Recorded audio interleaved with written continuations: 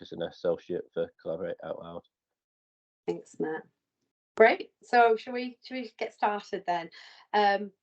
So today's session is all focusing on community capacity and how that's really important when we're doing system change work. We want to look at doing system change and co-production, actually the community capacity side of that. And if we just go to the next slide, that would be great, because we want to try and make today a bit interactive, use the chat to kind of hear some of your views and ideas as well. So it'd just be great if people could just type one word that springs to mind about working with communities to change the system. What words come to mind when you think about that question? So when you're thinking about changing the system and working with communities, what springs to mind? Yeah, some Matt, some stuff starting to come back now. Listening mentioned a couple of times. Co-production, sharing power, collaborating. Co-production again. Responsibility, together. Open conversations.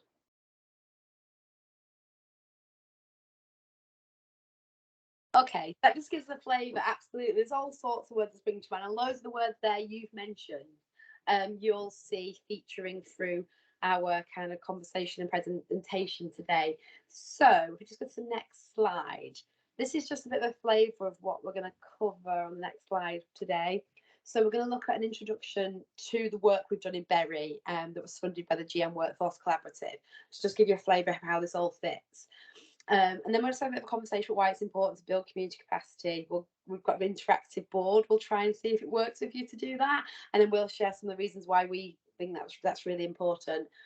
We're then going to talk about the role of a community collaborator, which has been absolutely key to our work, and hopefully will be a legacy from some of this work in Bury and beyond as well. We're going to share a real practical example of how we've used this kind of approach and work to explore drug and alcohol services in Bury and what that looks like. So Matt will talk through that. And one of the key really tangible things that came out of the work we've been doing in Bury is this idea of these co-production principles that hopefully Bury can spread and are applicable in lots of different situations, so we hope can be used across GM in some way as well. So Matt will talk through those and just kind of what they mean in terms of this community capacity side, and then just a quick checkout, similar to what we did to check in, really, just as a way to give you the opportunity. Please do use the chat. Matt and I will keep an eye on that as we go through, and it'll really give us the opportunity to just kind of have a conversation, dialogue with you. We can take questions at the end, but we're also happy to pick points up as we go as well. So if we just flip to the next slide and then the next one. The next one. Yeah, cool. This is a really busy diagram, and it was really hard to try and pull it together. But this is trying to summarise the project that we're working on in Bury. So myself and Matt have been working in Bury for a while, and working with a whole host of system leaders in Bury, we put this bid together for the Workforce Collaborative, which was all about actually how can we develop a new neighbourhood and community-led approach in Bury, building on work that had happened, but really focusing in on actually how can we shift the relationship at a neighbourhood level to help people have more say in terms of health and care. And I'm thinking of health and care in its broadest sense, so it was kind of very system-wide. And there were three main bits to this work. So there was a bit around building community capacity to do that, which we're going to talk about today. There's been a whole lot of work working with the system to help them to kind of think differently, do differently, be differently, working with communities. And then there's a whole piece where we've created shared spaces where we've really brought people together. And Matt will talk through kind of an example of how some of this work's happened when he talks about the drug and alcohol services in Bury in a while. So this was kind of what the aim was. We started the work last June, so coming to the end of the work as it is funded. However, we're really looking at how this feeds into lots of other things that are happening, so it stays what within Bury, but also there's lots of tools and resources that have been developed through this work that we can share across GM and can be spread. So some of this is very specific to Bury, so I'm not going into it, but the key thing is there's the community capacity, the system capacity, and spaces between.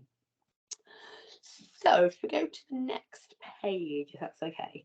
So this next bit is, but why is it important to build community capacity for system change? I might disappear for a second. I am here. I'm just getting a link, but when I go off my screen to grab the link. I think it might take me off Teams, but I am still here. So I'm just going to post in the chat. Let's see if this works. A link to an easy retro board. It's really simple. Should just come up with that question. Hopefully everybody, yeah, it's in the chat now. So hopefully people can see that. If people open that on their computers, if they can, just what's your answers to this? Why is it important to build the community capacity for system change? Why is it important to build this capacity? We'd just love some of the ideas from your sort of side of things, really. Like, why do we need to focus on this and not just that? How do we get the system ready to work with communities? I'm just going to give everyone a couple of minutes to type in any kind of responses to that.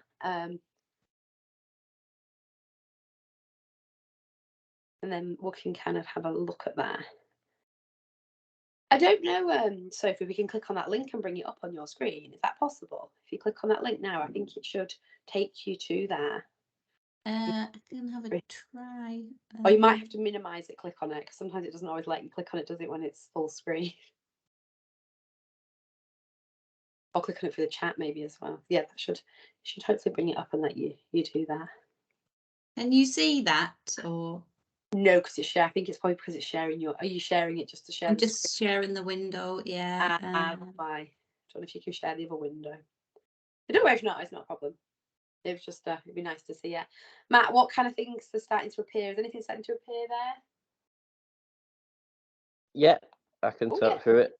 So people know their own lives and what's best for them. Getting it right makes the change more sustainable and owned by communities. Better support for people in our communities, asking the experts. So it's led by people who can sustain the work rather than through stop and start pieces of consultancy to prevent overloading, and it isn't meaningful otherwise. Fabulous, thanks, Matt. I love that. I just, like you said, it's so much better than what I'm going to put on the next slide, but it's true, isn't it? It's that, for us, it's that thing about actually how do we really make sure we go to people that have a lot of the answers to the things that we're grappling with, and actually if we can support them to actually feel confident to be able to work the system, to share their experiences, to change things, and that's really, really powerful. And I think it's really important because a lot of people we've worked with had really kind of quite difficult experiences sometimes of working with public services, whether that's just been accessing them or sometimes failed co-production attempts, which haven't really been co-production, or just bad experiences of engagement and insight work. And I think that's really important to kind of get over. Matt, is there anything else you want to kind of summarise off this before I kind of bring the slides back up? Yeah, there's a few more entries. We've got one to ensure we include communities of interest as well as geography. That's in the chat. Connects with the current reality for people. We should all follow a nothing for us without us approach, putting something in place that actually works for the community and not making assumptions. So yeah, lots of great insight there. That's fab. Yeah, we'll steal those and put them on our next slide. If we can go back to the slides, Sophie, if that's okay. And like I've just put some of the key reasons why, like all of that applicable. And like actually, it's really interesting. I could have like written 10 slides on why this is really important. And we started here, Matt, didn't we? With the work, we started with building the community capacity, not the system bit first, because actually we knew this was going to take quite a long time. And then actually we had the connections through the work with the system. So we really started with this and we wanted to ensure people felt supported and actually had that kind of support there to be able to be part of kind of meaningful co-production, because quite often that support isn't there and those spaces for people to kind of be able to really share how it is and what's going on. And it's this thing like giving communities the time to explore what matters to them. That's been really, really key to this work. Active space is just to explore actually, well, what is it about this? What is it that matters that we actually really need to change? Because sometimes they get into a place of, oh my God, it's all rubbish. But actually, usually it's not all rubbish. But even if it is all feeling a bit too difficult, what are the key things? If you really get into that and change that, we can make a difference. To demonstrate the value of this work in communities. So it's really showing actually this is actually valuable. Your work is valuable, your time is valuable, and we financially resource this piece. I'll talk about the community collaborator role in a little bit longer, in a minute as well. It creates more constructive and sustainable relationships, and that's been key to some of this. I think it is absolutely key. And I haven't put this here, but there's something for us. we really tried, and Matt, you might want to say something more about this. We tried to really work with the seldom heard voices, the unusual suspects in our work.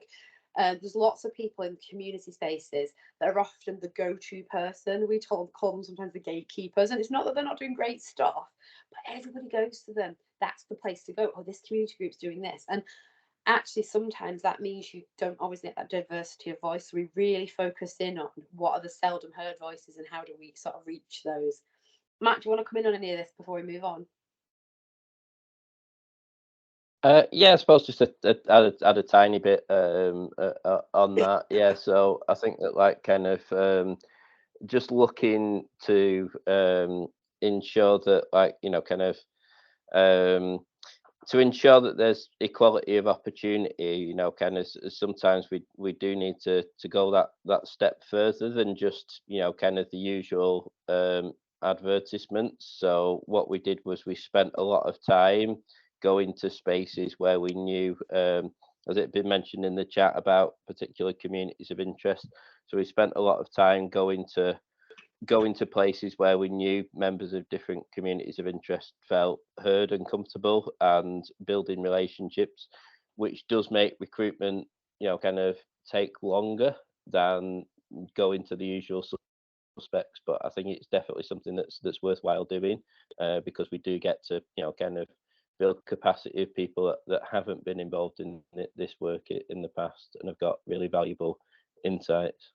And through this funding, we had a dedicated community connector role. Jules is off sick today, or she would have been here to kind of share her experiences firsthand with some of this, which has really been that bridge between community and the system change work. Like that actually really has kind of found great people to be involved, really heard voices. We did a whole series of community conversations, which really informed this work as well. And that's been absolutely key. Someone that is based in Bury, that's a local person that's been able to develop their skills to be able to kind of be on the ground and be part of this. So that's kind of a real crucial part of this work over the last kind of 11 months.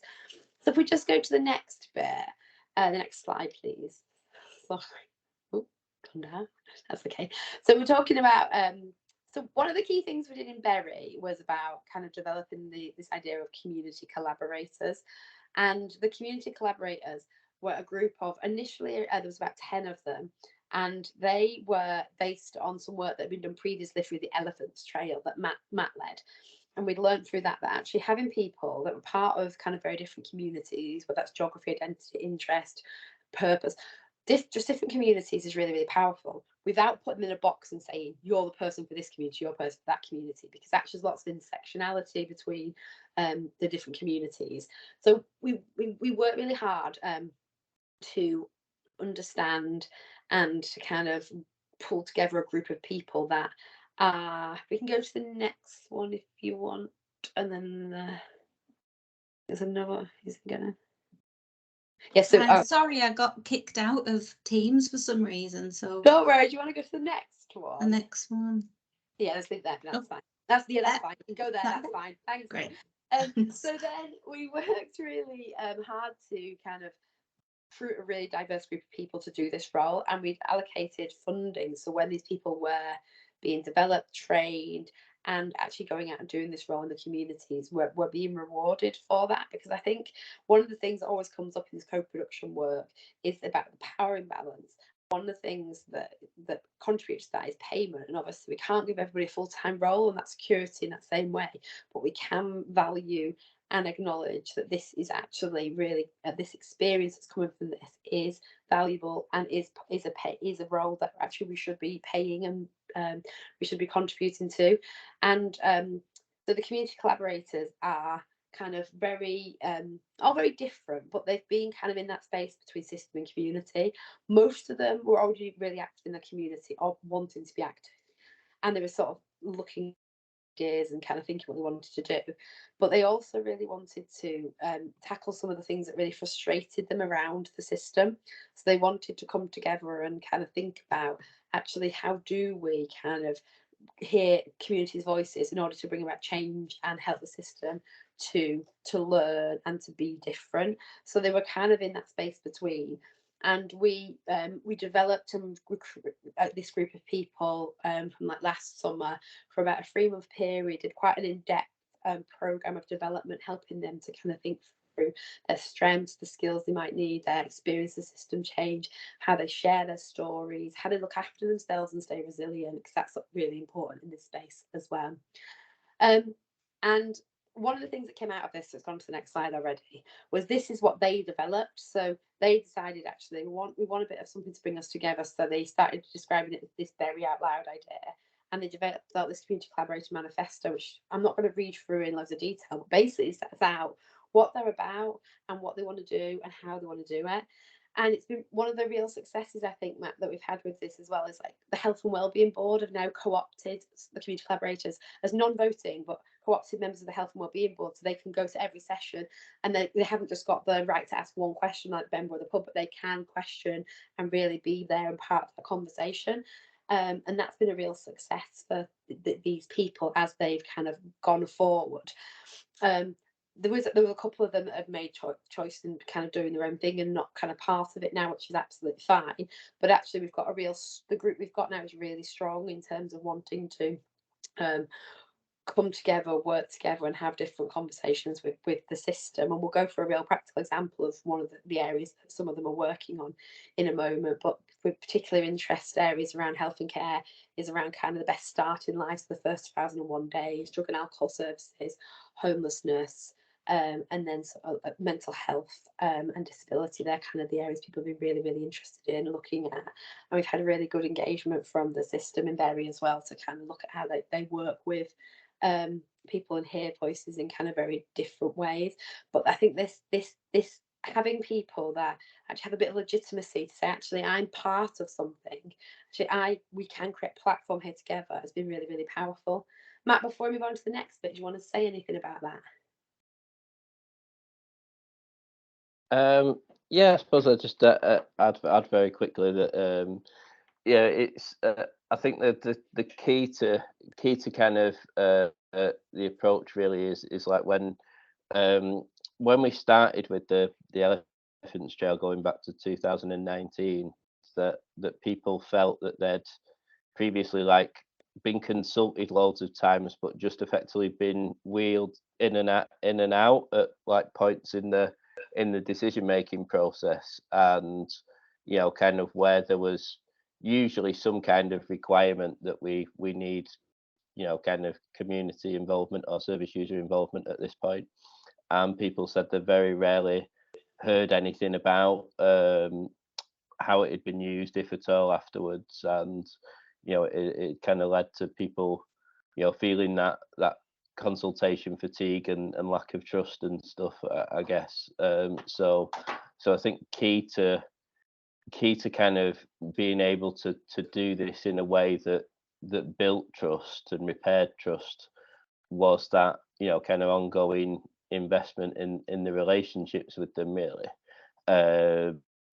And kind of leveling with people, really, because I think through a lot of the mental health work, people are saying, how do we know that this is going to lead to change? And I have to be really honest with people that, like, we can't give you a really concrete answer to that. It'd be great if we could, but it wouldn't be fair to kind of over promise. It wouldn't be fair to anyone. So kind of just kind of being really open and transparent about that, to avoid some of those kind of some of those situations that people said they'd encountered in the past, where people said people had kind of made a promise to them that, oh, we'll use your feedback and we'll go away and create a better model, and actually, as we all know, that's not always possible. A lot of the time things get in the way of that. So it's just that consistent relationship and that transparency, really. Thanks, Matt. Yeah, I think that's really important. Okay, so if we move on to look at a really practical example of this that Matt's been leading around, working with Berry to explore drug and alcohol services, and this particularly around the Achieve services in Berry. So Matt will describe kind of how some of the community collaborators have been involved in that, but also got other community members involved in sort of this process, which culminates sort of next week, this particular piece. Matt, I'll hand to you.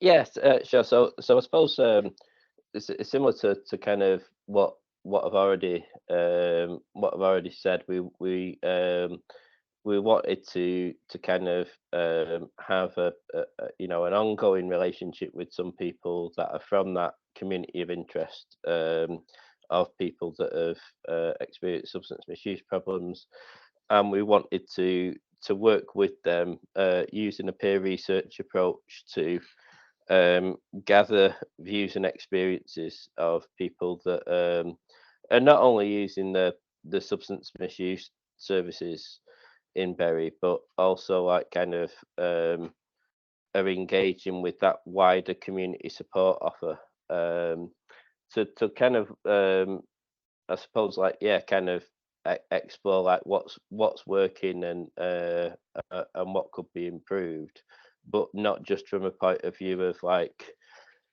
kind of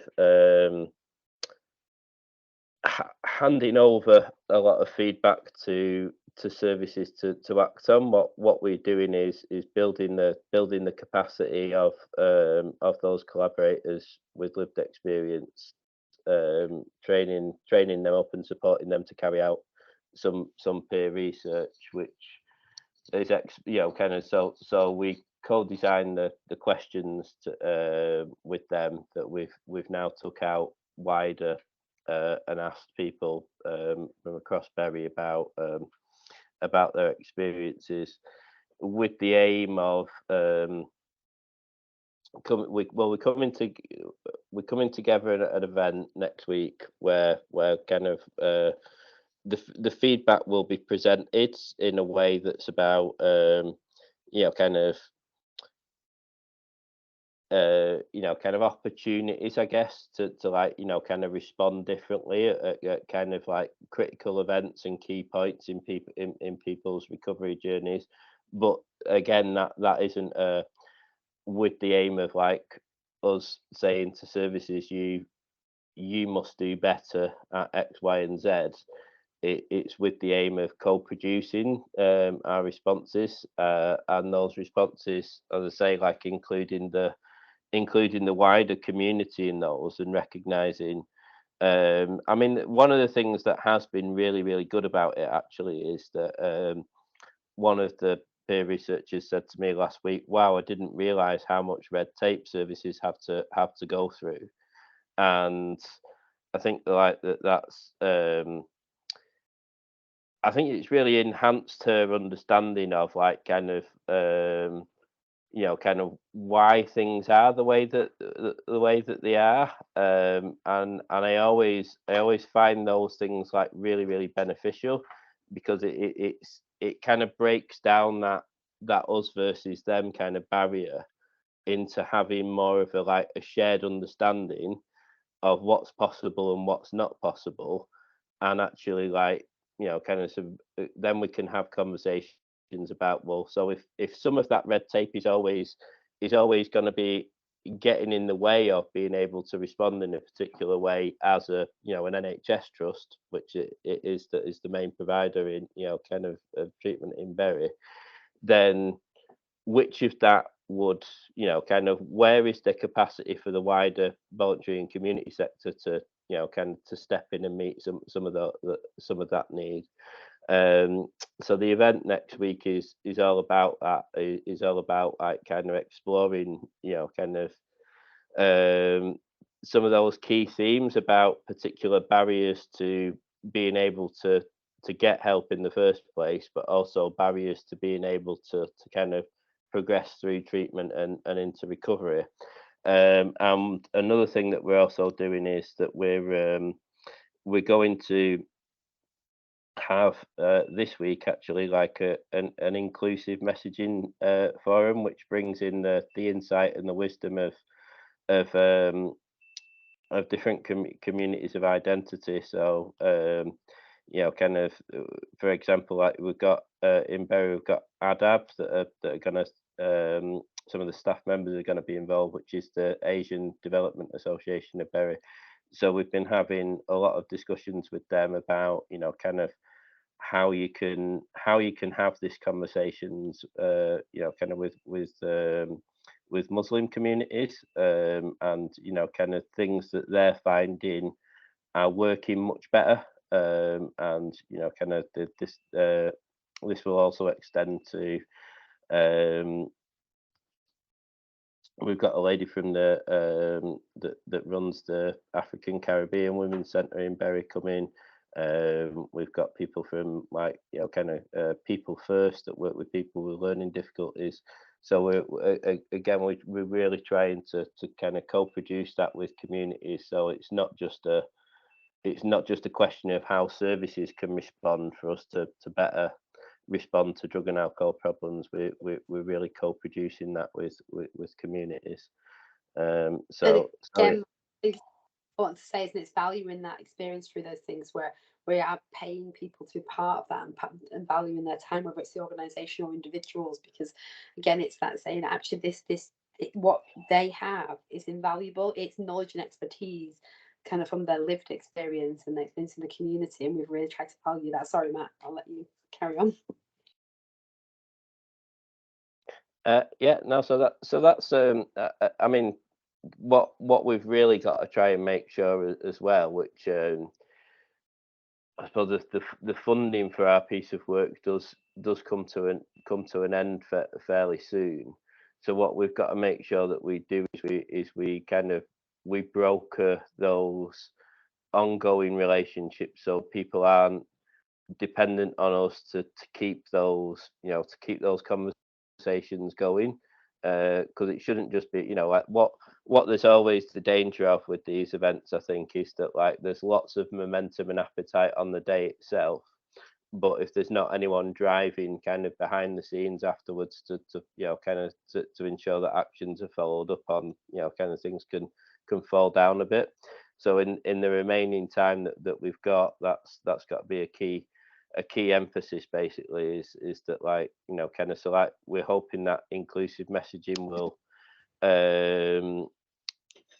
will be an ongoing forum where those groups can come together around other issues that we need to kind of respond to as public services and communities together, and that we're having ongoing conversations with with Achieve as the drug and alcohol service about how we can kind of how they can help sustain this work, which there'd definitely be an argument to say it could be more effective as an external critical friend, but kind of if we were unable to secure ongoing funding from anyone else to carry on that, then it would be better that was kind of carried on in house than it was just to stop.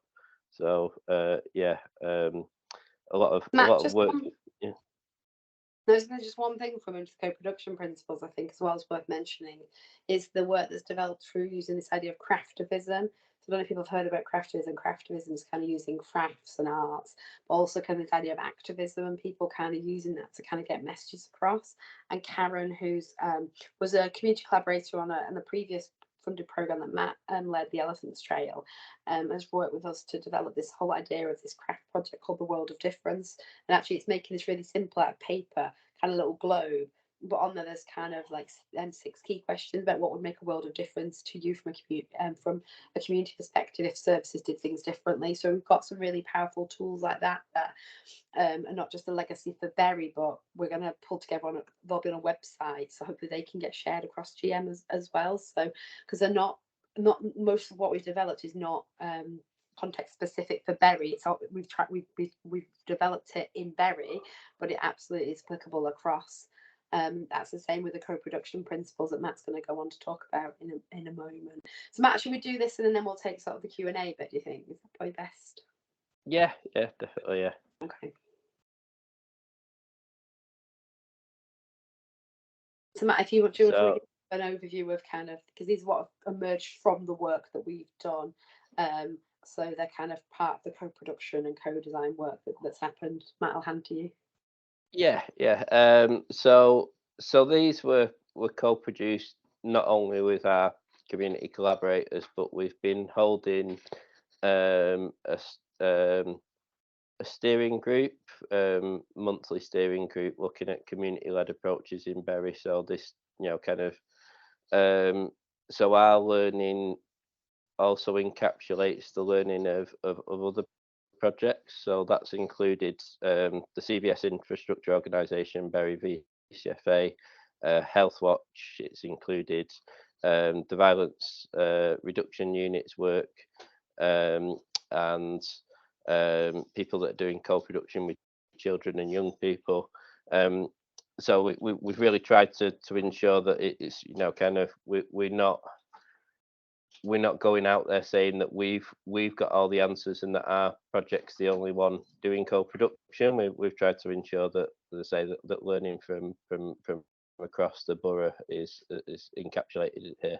And yeah, some of these we've already touched on throughout. As I said at the start, rather than having to build it and they will come and the usual suspects turning up, we've got an approach of going to people where they're comfortable, and kind of in particular we've noted that kind of town halls and council offices kind of have have an impact on who will turn up, and people who will turn up there are people that feel comfortable in those venues, and kind of particularly with the kind of people that maybe haven't had the best experiences of public services and local authorities were much less likely to engage in those kinds of environments. So we've kind of gone to really those grassroots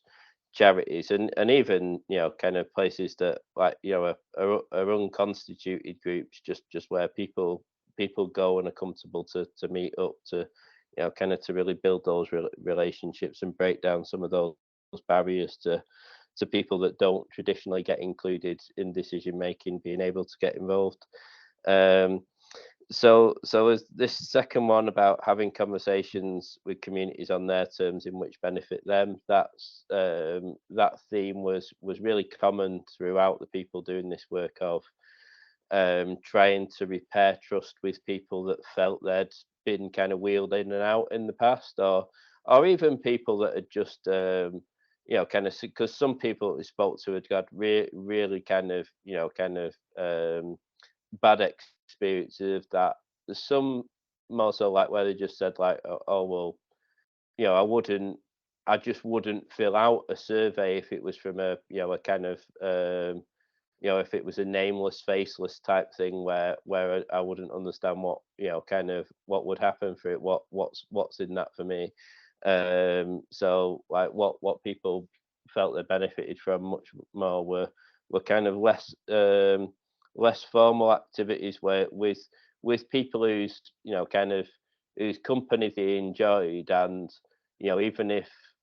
uh, even if it was like a like a therapeutic conversation which they kind of found beneficial to talk about them, and that validated their kind of their experience, if you like, and they knew that someone kind of was giving them that face-to-face contact and that genuine interest, even in circumstances where that didn't immediately lead to the type of change that they want to bring about. They were much more likely at the end of an activity like that to kind of to keep kind of to keep on engaging and keep on participating, rather than kind of those online survey type things. And that was just about like if you're exploring with, because there's like various groups who do have those, that are run by community connectors that do have the trust and the ear of people from a particular community, whether it be of interest, or geography or identity, um, to ensure that we're not just burning them out with requests over and over again to kind of to consult. Like there was this point about kind of finding out what they want as a group to if they do want to grow and develop. So an example was given of like one group that was given some support in calculating the social value and in kind of I suppose like what you might broadly call like business development, kind of, and that made it more of a win-win situation, that they weren't just being, they weren't just giving access to communities. They were also like, kind of what mattered to them was taken into account. So ongoing relationships and consistency, that key consistent point of contact who can help people understand what's changing because of their input. And as I said before, even if that's nothing right now, kind of, but as long as it's someone there that can help ensure that people don't just feel that they've been ignored, that kind of, if there's an explanation to that, like why nothing's changed as of yet, if there's like a negotiation about what the next steps are, what the options are, kind of all of that stuff, like kind of helps maintain trust during times where like, kind of nothing seemed to be happening. So recognizing assets and strengths, reassuring people throughout the process that they're valued and wanted in the space, and that they're, I believe one person that we recruited described to Juliet that they'd felt in the past like a piece of kind of garnish, or kind of on a plate. It kind of, it looks nice to certain people that they're there, but it wasn't, kind of, it wasn't like a meaningful part of the, kind of the meal, if you like. And I thought that was quite a good metaphor, really. So we try to ensure that people don't feel that way, that they're just there to like, kind of, as something to make, kind of make people who make decisions kind of look good, that they feel that like what they input and what they offer will be just as valuable as, and kind of, as people said before, if not more so than, kind of people who are in professional roles, because some of those insights that communities have, kind of, are really valuable, and we're not going to get them from anywhere else. So it's about trying to ensure that they feel properly involved in it, and included, and also like that, that there's those transparent conversations about, kind of time commitments, and kind of what we can, kind of, what we can offer people in terms of our time, as well as understanding what time that they've got to give. Because I think it can damage trust if they think they've got much more of our time on an ongoing, consistent basis to ask questions than we can actually provide. And I think it's just about being honest and transparent about that up front, so people don't then feel that they've been dropped in any way, because they understand from the outset what that time commitment from both parties is going to look like. And using that asset-based community development approach, finding out what matters to our communities, and working alongside them to make a difference on these issues. So we've got another page. And then we can take some questions.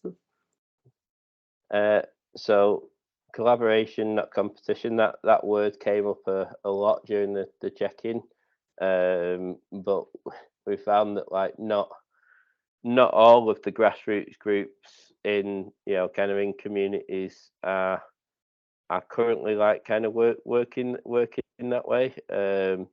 So we're really trying to promote this idea of like sharing ideas and resources, but recognizing that like, some groups are used to working in more of a scarcity kind of mindset, where it is like, oh well, there's only so much resources to go around, so therefore like, so I had this particular situation where I won't name the groups, but like what from one town in Bury, a group that operated in that town wanting to do work in another town, and a group saying, oh, kind of, you stick to your patch, kind of thing. And I think that it's about trying to understand the experiences that have led to that, so we can we can hopefully overcome it, in the future, because co-production's only possible if there's trust, um, not only between the local authority and public services and communities, but between between communities as well. So try to help show those examples of how kind of how that collaboration can open up new opportunities. So there might be, from people's past experiences, and I don't think we should dismiss this. There might be times where they felt that they, they have shared an idea with someone that's then gone off to get funding for them to kind of to do it, to do it by themselves without that. Those instances kind of do exist, but what we can also show is where kind of where there are examples of groups working together in a collaborative way, which has opened up kind of new opportunities and opened up kind of new doors which wouldn't have been there, and the work wouldn't have been possible without that collaboration. And just trying to kind of role model that, really, that it can work. And again, it's almost like the Blue Peter, what we one we prepared earlier this, because the phrase "nothing about me without me" did come up again during the check-in.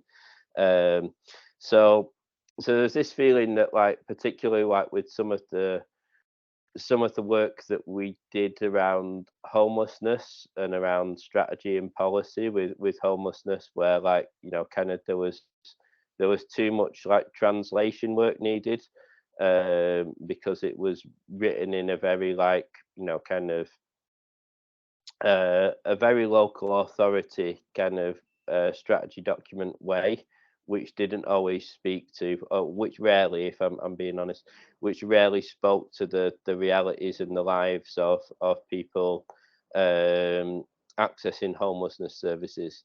So there was a lot of, like, kind of to and fro in there, like, in trying to, like, bridge that gap between kind of between the two, really, so that those communities could play a more meaningful role in influencing the strategy. But it basically, like, kind of in order to properly involve people in kind of in decisions which affect them, we need to be able to bust a lot of that jargon, really, and as well as, like, kind of talking about disabilities, some of the really, like, kind of practical things that can stop someone kind of participating, some of those access issues, and we mentioned before about the inclusive messaging forum, and that's going to be hopefully something that will remain in place beyond the duration of this project and this funding, to ensure that people can be involved in an ongoing way in decisions which affect them. And finally, last but not least, a lot of people were talking about, like, meetings they'd been in where effectively, like, people's job to decide was, kind of who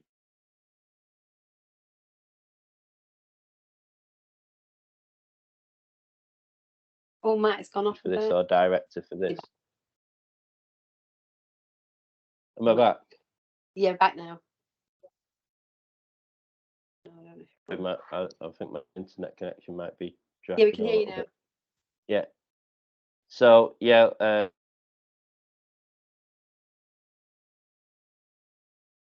themselves and leaving people in that uncomfortable position where I've heard way too many times people say, "Oh, well, I'm just a service user," or "I'm just a community representative." You're trying to kind of break down those labels and recognise that we're kind of all our input is equally valuable and equally needed.